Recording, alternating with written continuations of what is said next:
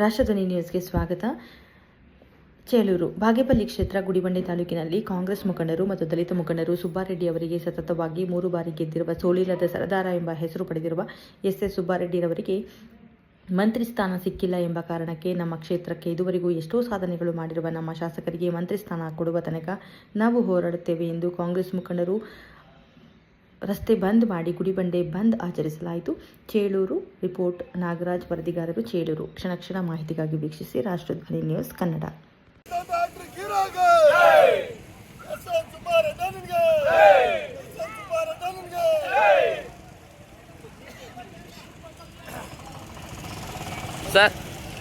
Sir ಏನಕ್ಕಾಗಿ ನೀವು ಬಂದ್ ಮಾಡ್ತಾ ಇದ್ದೀರಿ ಸರ್? ಇವತ್ತು ದಿನ ನಮ್ಮ ಗುಡಿಬಂಡೆ ತಾಲೂಕಲ್ಲಿ ಸ್ವಯಂ ಪ್ರೇರಿತವಾಗಿ ಎಲ್ಲ ನಮ್ಮ ವ್ಯಾಪಾರ ಸಂಘದವರಿಂದ ಹಿಡಿದು ಎಲ್ಲ ಖಾಸಗಿ ಶಾಲೆಗಳಿಂದ ಇದ್ದು ಎಲ್ಲ ಶಾಲೆ ಇದರಿಂದ ಇದ್ದು ಎಲ್ಲ ನಮ್ಮ ಅಂಗಡಿ ಮಾಲೀಕರೆಲ್ಲ ಇದ್ದು ಹಾಗೂ ಎಲ್ಲ ನಮ್ಮ ಕಾರ್ಯಕರ್ತರು ಮತ್ತು ಎಸ್ ಸುಬ್ಬಾರೆಡ್ಡಿ ಅಭಿಮಾನಿಗಳ ಬಳಗದಿಂದ ಸ್ವಯಂ ಪ್ರೇರಿತವಾಗಿ ಗುಡಿಬಂಡೆ ತಾಲೂಕು ಬಂದ್ ಮಾಡ್ತಾ ಇದ್ದೀವಿ ಸರ್. ಇವತ್ತು ಏನು ವಿಶೇಷ ಅಂದರೆ ನಮ್ಮ ಈ ಒಂದು ಹಿಂದುಳಿದ ಪ್ರದೇಶ ಸರ್, ಇದು ನಮ್ಮ ಬಾಗೇಪಲ್ಲಿ ಕ್ಷೇತ್ರ.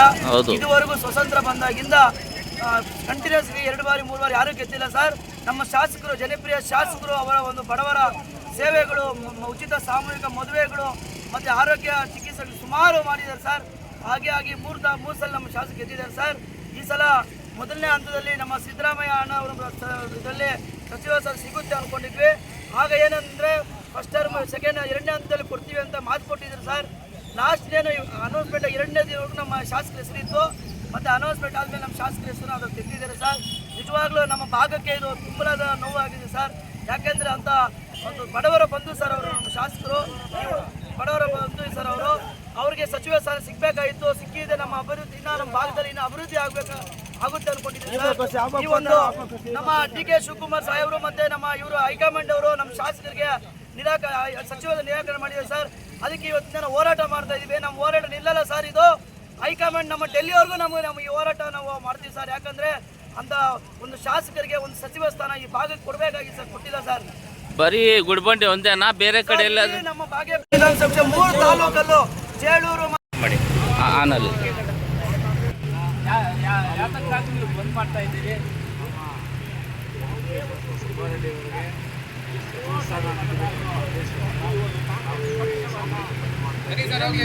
ಕಳೆದ ಸಿದ್ದರಾಮಯ್ಯ ಸರ್ಕಾರದಲ್ಲಿ 2ನೇ ಸಲ ಕೊಡ್ತೀವಿ ಅಂತ ಹೇಳಿದ್ರು. ನಾವು 2ನೇ ಸಲ ಕೂಡ ಕೈಬಿಟ್ಟಿದ್ದಾರೆ.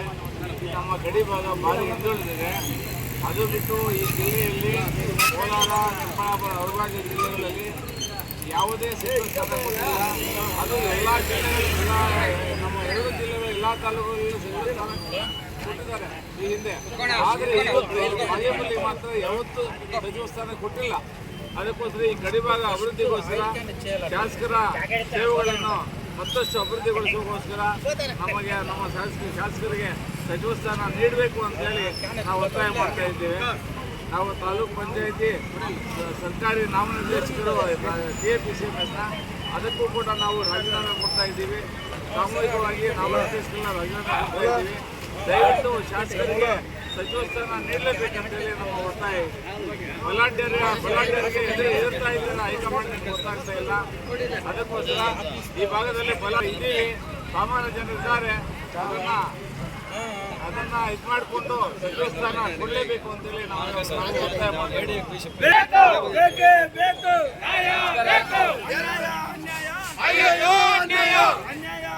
ನಮ್ಮ ಗುಡಿಬಂಡೆ ತಾಲೂಕಿನಲ್ಲಿ 3 ಬಾರಿ ಗೆದ್ದಿರುವ ನಮ್ಮ ಶಾಸಕರಿಗೆ ಸಂಪುಟದಲ್ಲಿ ಸಚಿವ ಸ್ಥಾನ ಕೊಡದೇ ಇದ್ದಕ್ಕೆ ನಮ್ಮ ಕಾರ್ಯಕರ್ತರು, ಕಾಂಗ್ರೆಸ್ ಕಾರ್ಯಕರ್ತರು ಎಲ್ಲ ಸೇರಿ ರಾಸ್ತಾರೋಕ ಮಾಡಿ ರಸ್ತೆ ತಡೆ ಮಾಡಿದ್ದಾರೆ.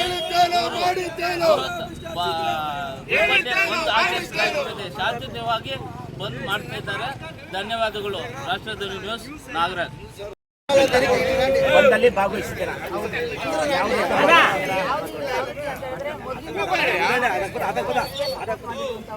ಕಾಂಗ್ರೆಸ್ ಅಲ್ಲಿ ನಿರಂತರವಾಗಿ ತೊಡಸ್ಕೊಂಡಿರುವಂತವರು.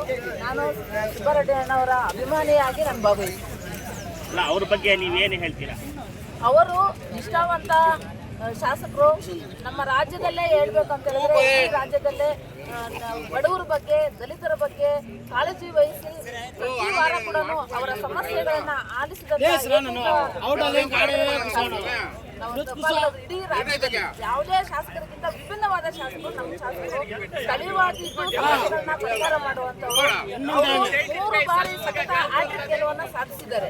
ಯಾಕಂದ್ರೆ ಮೊದಲನೇ ಸಾಲಿನೂ ಕೂಡ ಇಂಡಿಪೆಂಡೆಂಟ್ ಆಗಿದ್ರು ಕೂಡ ಕಾಂಗ್ರೆಸ್ ಅವರು ಸಪೋರ್ಟ್ ಮಾಡಿದಾರಂತಹ ನಮ್ಮ ಶಾಸಕರು ಹೀಗಾಗಿ ಅವರ ಸಚಿವ ಸ್ಥಾನವನ್ನು ಕೊಡ್ಲೇಬೇಕಾಗಿತ್ತು. ನಿಜವಾಗ ಅವರು ಯಾಕಂತ ಹೇಳಿದ್ರೆ ನಮ್ಮ ಸಹನೆಯನ್ನ ನಿಜವಾಗೂ ಪರೀಕ್ಷೆ ಮಾಡ್ತಾ ಇದ್ದಾರೆ. ಯಾಕಂದ್ರೆ ನಾವು ಕಾಂಗ್ರೆಸ್ ಅಲ್ಲಿ ತೊಡಸ್ಕೊಂಡಿರೋದ್ರಿಂದ ಹೇಳ್ತಾ ಇದ್ದೀರಿ. ನಮ್ಮ ಸಾಹೇಬರಾಗಿರ್ಬೋದು, ಸಿದ್ದರಾಮಯ್ಯ ಸಾಹೇಬರಾಗಿರ್ಬೋದು, ಅವ್ರು ಕೊಟ್ಟಂತ ಮಾತನ್ನ ತಪ್ಪಿ ನಮ್ಮ ಸಹನೆಯನ್ನ ಪರೀಕ್ಷೆ ಮಾಡ್ತಾ ಇದ್ದಾರೆ. ನಿಜವಾಗ ಸರ್ ಎಚ್ಚರಿಕೆಯನ್ನ ಕೊಡ್ತಾ ಇದ್ವಿ. ಮೊದಲು ಯಾವ ರೀತಿ ಹೀನಾಯವಾಗಿನ ಕಾಂಗ್ರೆಸ್ ಅನ್ನ ಸೋಲು ಅನುಭವಿಸಿದ್ವೋ ಅದೇ ರೀತಿ ನಮ್ಮ ಕ್ಷೇತ್ರದಲ್ಲಿ ಅನುಭವಿಸುವಂತ ಪರಿಸ್ಥಿತಿ ಎದುರಾಗಬೇಕಾಗ್ತದೆ. ಅದಕ್ಕೆ ನೀವು ಎಚ್ಚರಿಸ್ತಾ ಇದ್ದೀವಿ. ಏನ್ ನೀವು ಕೊಟ್ಟಂತ ಮಾತನ್ನ ನೀವು ಉಳಿಸ್ಕೊಳ್ಳೋ ಅಂತ ಪ್ರಯತ್ನ ಮಾಡ್ಬೇಕಂತ ನಾವು ಈ ಸಂದರ್ಭದಲ್ಲಿ ಮನವಿಯನ್ನ ಮಾಡ್ತಾ ಇದ್ದೀವಿ ಸರ್. ಯಾಕಂದ್ರೆ ನಮ್ಮ ಸುಬ್ಬಾರೆಡ್ಡಿ ಸಾಹೇಬ್ರು ಸ್ವಾಭಿಮಾನಿ ಸಮಸ್ಯೆ, ಬಡವರ ಸಮಸ್ಯೆಗಳನ್ನ ಆಲಿಸಿದಂಥವ್ರು, ಸ್ಥಳೀಯವಾಗಿ ಪರಿಹಾರ ಮಾಡುವಂಥವ್ರು. ಇಂಥದನ್ನ ಸುಮಾರು ನಿರಂತರವಾಗಿ ನಾವು ನೋಡ್ತಾ ಇರಬೇಕಾದ್ರೆ 3 ಬಾರಿ ಶಾಸಕರಾಗಿ ಗೆಲುವನ್ನು ಸಾಧಿಸಿದ್ರು ಕೂಡ ಅತಿ ಹೆಚ್ಚು ಮತಗಳಿಂದ ಗೆಲುವನ್ನು ಸಾಧಿಸಿ ಸಾಧನೆಯನ್ನ ಮಾಡಿರುವಂತಹ ವ್ಯಕ್ತಿ ಸರ್. ನೀವು ಅದರಿಂದ ನೀವು ಕೊಟ್ಟಂತ ಮಾತನ್ನ ಉಳಿಸ್ಕೊಳ್ಳಿ. ಇರ್ಬೇಕಾದ್ರೆ ಮೊದಲನೇ ಬಾರಿನೇ ಅವ್ರಿಗೆ ಕೊಡ್ಬೇಕಾಗಿತ್ತು. ಮೊದಲನೇ ಬಾರಿ ಕೂಡ ತಪ್ಪಿಸಿದ್ದಾರೆ ಈ ಒಂದು ಕ್ಷೇತ್ರದಲ್ಲಿ. ಅದರಿಂದ ಇತಿಹಾಸದಲ್ಲಿ ತಗೊಂಡ್ರು ಕೂಡ ಕ್ಷೇತ್ರಕ್ಕೆ ಇದುವರೆಗೂ ಸಚಿವ ಸ್ಥಾನ ಅನ್ನೋದೇ ಸಿಕ್ಕಿಲ್ಲ. ನೀವು ಕೊಟ್ಟು ಮಾತನ್ನ ತಪ್ಪಿದ್ದೀರಾ. ಅದಕ್ಕೆ ನೀವು ಪರಿಹಾರ ಮಾತನ್ನ ತೆಗೆದುಕೊಂಡು ನಮ್ಮ ಶಾಸಕರಿಗೆ ಸಚಿವರಾಗಿ ನೇಮಿಸಬೇಕಂತ ನೀವೇ ಘೋಷಣೆ ಮಾಡಬೇಕಂತ ನಿಮ್ಮಲ್ಲಿ ಮನವಿ ಮಾಡ್ತಾ ಇದ್ದೀನಿ. ಇಲ್ಲ ಅಂದ್ರೆ ನಮ್ಮ ಸಹನೆಯನ್ನ ಪರೀಕ್ಷೆ ಮಾಡಿದ್ರೆ ಮುಂದಿನ ದಿನಗಳಲ್ಲಿ ಕಾಂಗ್ರೆಸ್ ಹೀನಾಯವಾಗಿ ಸೋಲನ್ನು ಅನುಭವಿಸಬೇಕಾಗ್ತದೆ. ಈ ಎಚ್ಚರಿಕೆಯನ್ನ ನೀಡ್ತಾ ಇದ್ದೀವಿ ಸರ್. ವಿಧಾನಸಭಾ ಕ್ಷೇತ್ರ ಸಂಪೂರ್ಣವಾಗಿ ಜನರ ಬೆಂಬಲದೊಂದಿಗೆ ಮತ್ತು ಜನರ ಸಹಕಾರದೊಂದಿಗೆ ಸ್ವಯಂ ಪ್ರೇರಿತವಾದಂಥ ಬಂದು ಬೆಳಗ್ಗೆ 6 ಗಂಟೆಯಿಂದ ಸುಮಾರು 5 ಗಂಟೆಯಿಂದನೂ ಕೂಡ ಬಂದಿನ ಒಂದು ತೀವ್ರತೆ ಹೆಚ್ಚಾಗ್ತಾ ದೊಡ್ಡ ಮಟ್ಟದ ಬಂದ್ ಆಗ್ತಾ ಇದೆ. ಕಾಂಗ್ರೆಸ್ನ ಅಧಿಷ್ಠಾನ ಏನಿದೆ ಇವತ್ತು ಬಾಗೇಪಲ್ಲಿ ವಿಧಾನಸಭಾ ಕ್ಷೇತ್ರ ಒಂದೇ ಅಲ್ಲ, ಇಡೀ 2 ಜಿಲ್ಲೆಗಳಿಗೆ ದೊಡ್ಡ ಮಟ್ಟದ ಅನ್ಯಾಯವನ್ನು ಮಾಡಿದೆ ಅಂತೇಳಿ ಹೇಳಿದ್ರೆ ತಪ್ಪಾಗೋದಿಲ್ಲ. 2 ಜಿಲ್ಲೆಗಳು ಅವಿಭಜಿತ ಕೋಲಾರ ಜಿಲ್ಲೆ ಮತ್ತು ಚಿಕ್ಕಬಳ್ಳಾಪುರ ಜಿಲ್ಲೆಗಳು ಮೊದಲಿನಿಂದಲೂ ಕೂಡ 2 ಜಿಲ್ಲೆಗಳಾಗಿ ಗುರುತಿಸಿದ್ದಾವೆ. ಇದು ಯಾವುದೇ ಮಟ್ಟದ ದೊಡ್ಡ ಮಟ್ಟದ ಅಭಿವೃದ್ಧಿ ಕಾಣದೇ ಇರುವಂಥ ಪ್ರದೇಶಗಳು. ಈ ಪ್ರದೇಶಗಳಿಗೆ ಹೆಚ್ಚಿನ ಆದ್ಯತೆಯನ್ನು ಕೊಟ್ಟು ಇವತ್ತು ಸರ್ಕಾರಗಳು ಇಲ್ಲಿನ ನಾಯಕತ್ವಕ್ಕೆ ಸಹಕಾರ ಕೊಟ್ಟು ಇಲ್ಲಿ ನಾಯಕತ್ವವನ್ನು ಬೆಳೆಸಿ ಆ ಮುಖಾಂತರ ಈ ಪ್ರದೇಶದ ಜನರ ಅಭಿವೃದ್ಧಿಗೆ ಕೈ ಹಾಕಬೇಕಾಗಿತ್ತು, ಪಾಲ್ಗೊಳ್ಬೇಕಾಗಿತ್ತು, ಈ ಅಭಿವೃದ್ಧಿಯಲ್ಲಿ ಇದನ್ನು ಕೊಡಬೇಕಾಗಿತ್ತು. ಆದರೆ ಇವತ್ತು ಮುಂದುವರೆದಂತಹ ಪ್ರದೇಶಗಳಿಗೆ ಆದ್ಯತೆಯನ್ನು ಕೊಟ್ಟು ರಾಮನಗರ, ಮೈಸೂರು, ಮಂಡ್ಯ, ಹಾಸನ ಏನು ಇವತ್ತು ಮೈಸೂರು ಜಿಲ್ಲೆಗಳಿಗೆ, ಹಾಸನ, ಮಂಡ್ಯ ಜಿಲ್ಲೆಗಳಿಗೆ ಆದ್ಯತೆಯನ್ನು ಕೊಡ್ತಾ, ಬೆಂಗಳೂರು ಗ್ರಾಮಾಂತರ ಜಿಲ್ಲೆಗಳಿಗೆ ಆದ್ಯತೆಯನ್ನು ಕೊಡ್ತಾ ಇವತ್ತು ಹಿಂದುಳಿದಂಥ ಪ್ರದೇಶಗಳಿಗೆ ಆದ್ಯತೆಯನ್ನು ಕಡಿತ ಮಾಡಿರುವಂಥದ್ದು ಇದು ಈ ಭಾಗದ ಲಕ್ಷಾಂತರ ಜನರಿಗೆ ಮಾಡಿರುವ ಅನ್ಯಾಯ ಅಂತೇಳಿ ನಾವು ಈ ಸಂದರ್ಭದಲ್ಲಿ ಹೇಳ್ತಾ ಇದ್ದೀವಿ.